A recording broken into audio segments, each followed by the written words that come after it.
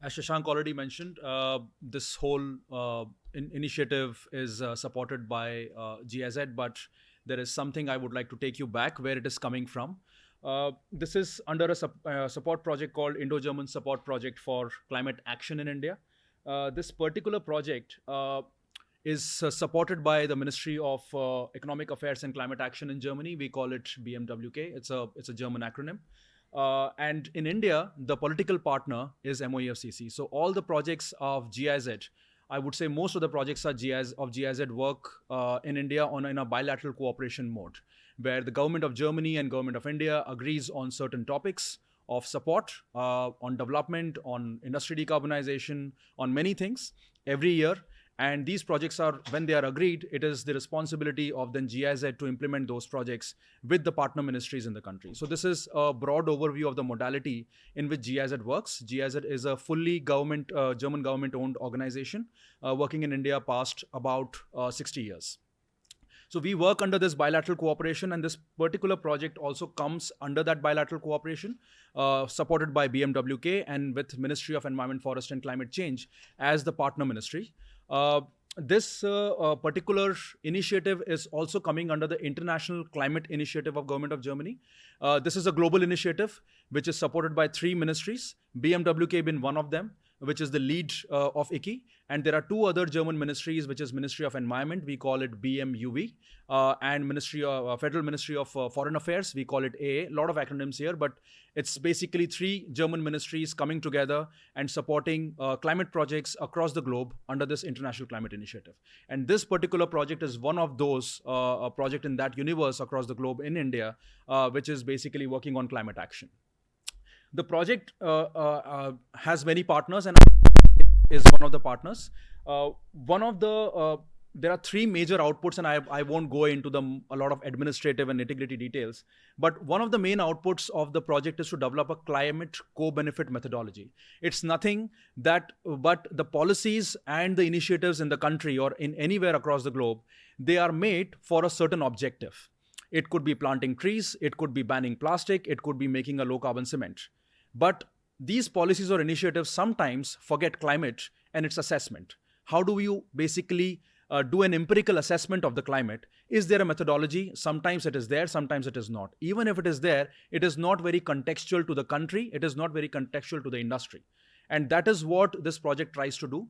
It is trying to make a climate co-benefit methodology for cement, for plastics, for forestry, which is contextual to the country and which is contextual and very aware of the local data and local conversion factors, which we want to use. We don't want to use a globally accepted IPCC conversion factor, but rather, kind of drill down data from the country and then make a very specific methodology for India. So that is output number 1. Output 2 is basically what is concerned with this particular event, conference, is industry collaboration. So in this particular project, we are collaborating with both private sector. In private sector, we have selected cement as the industry to engage with private sector.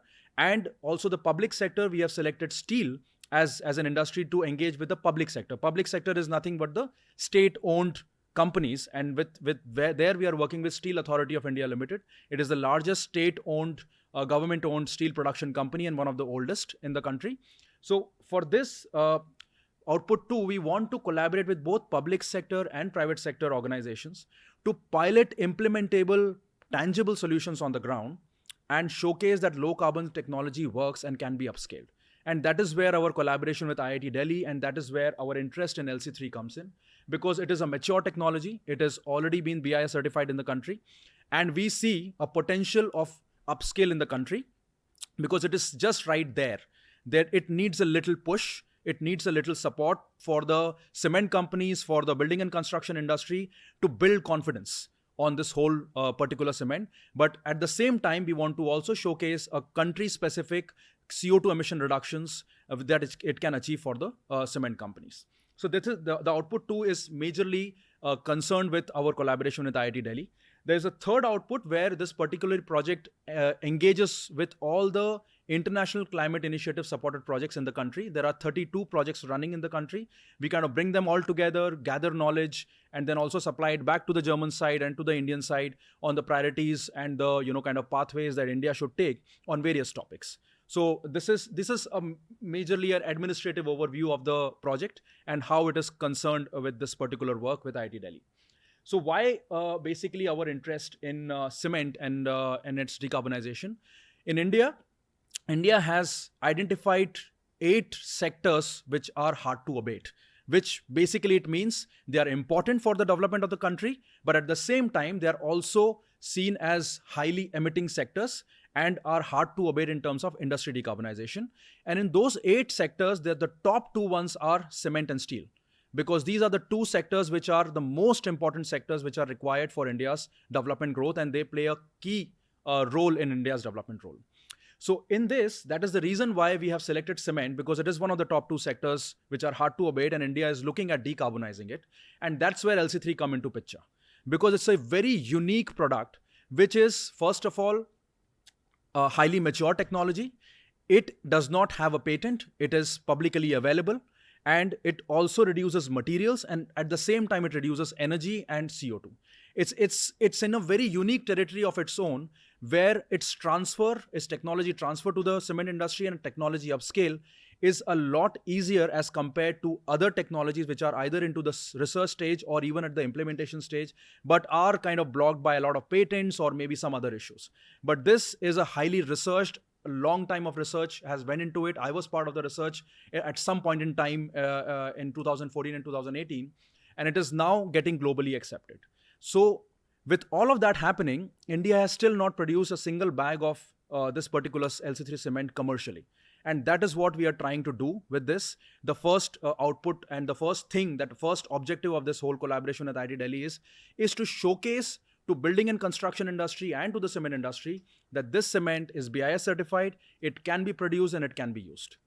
And this whole package of pilot, we want to showcase it and open it to all industry players so that they build confidence and then, initiate some kind of a replication of this particular cement production across the country. So that is number 1 on the charts that we want to do. So successful pilot demonstration and standardization of LC3 cement by BIS has a commercial upscaling is where we started off with, and which actually, kind of captured our interest, and we want to do that by showcasing this as a pilot. So as Shashank has already said, so commercial scale demonstration is our first objective in this. The second and third objective is a bit more foresighted. So as you know that this cement is already a low carbon cement, but it still uses some kind of amount of non-renewable energy to calcine the clay. So even if you have to reach 800 degrees Celsius, you still have to use coal.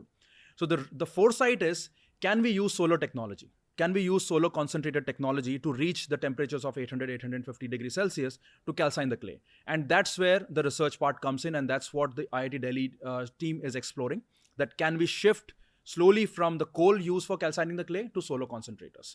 That is number 1. The second is to diversify the portfolio of cement use in the country. Right now, there is structural applications, non-structural applications, but can it be used in harsher environments, such as sewerage systems?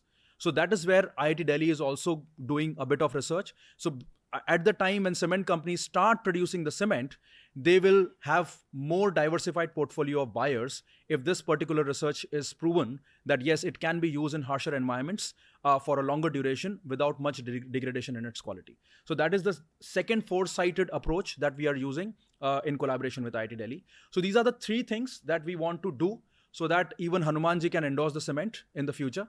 So that is our aim. And I hope that at least the first one happens, because that is the most important one where this particular cement is lying right now in the market. If this happens, it actually opens a lot of doors of impact on the ground. Not just that, but also to kind of trigger the upscale of this particular LC3 cement in India, which is the second largest producer of the cement in the world after China. So this is what our interest is. And we want to build bridges, not with woods, but probably with LC3. Thank you.